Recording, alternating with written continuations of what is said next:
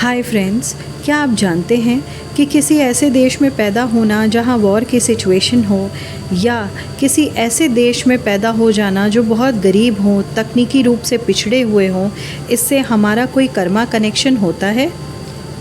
जी हाँ friends, your souls plan book जो Robert Scotts ने लिखी है उस बुक के अनुसार व्यक्ति कौन सी कंट्री में जन्म लेगा या कौन सी कंट्री में रहेगा ये लगभग पहले से तय होता है।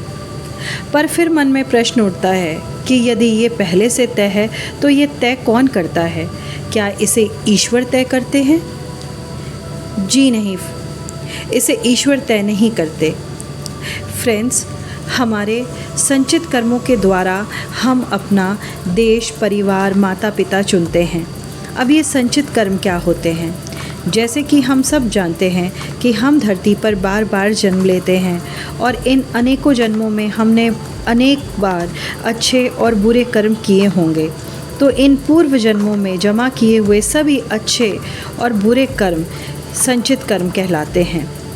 अब इन अच्छे और बुरे कर्मों को भोगने के लिए हमें धरती पर बार बार आना पड़ता है।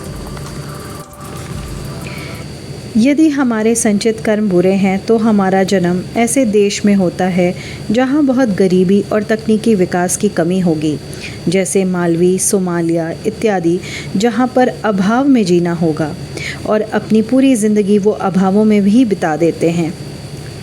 एक संचित बुरे कर्मों का उदाहरण ये भी हो सकता है कि किसी व्यक्ति का जन्म ऐसे समय एवं ऐसे देश में हो जाए जहां युद्ध की स्थितियां हों, जैसे अभी के मौजूदा देश जैसे इज़राइल ने हमला किया बेरट पर। जाहिर है इस हमले में बहुत निर्दोष लोग, छोटे छोटे बच्चे भी मारे गए होंगे जिनका इस लड़ाई से कोई लेना देना न था। इन मासूम लोगों को तो इज़राइल के एयर अटैक से कोई लेना देना नहीं था। फिर क्यों हुआ? ऐसा प्रश्न उठता है मन में।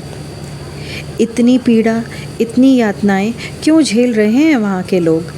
इतनी बमबारी के बीच रहना और उनको अगले क्षण का भी पता नहीं होना कि अगले क्षण वो रहेंगे भी या नहीं रहेंगे। उस युद्ध के बीच अपनी बुनियादी ज़रूरतें जैसे भोजन, पानी इत्यादि को पूरा करना, वो भी एक चुनौतीपूर्ण स्थिति होगी।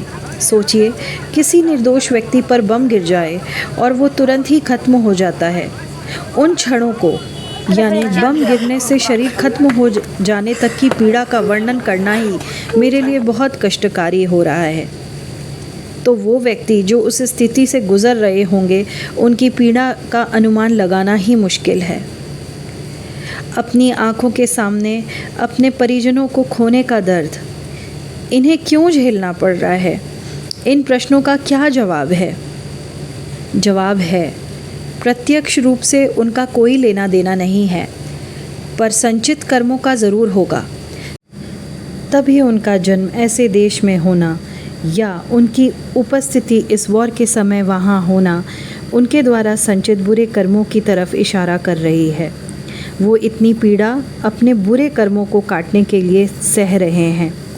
इसके ठीक विपरीत, अगर संचित कर्म अच्छे हैं तो व्यक्ति का जन्म शांति प्रिय एवं तकनीकी उन्नत देशों जैसे लग्जमबर्ग, अमेरिका, दुबई जैसे देशों में होता है, या फिर भारत जैसे शांति प्रिय, धार्मिक और आध्यात्मिक रूप से विकसित देश में होता है।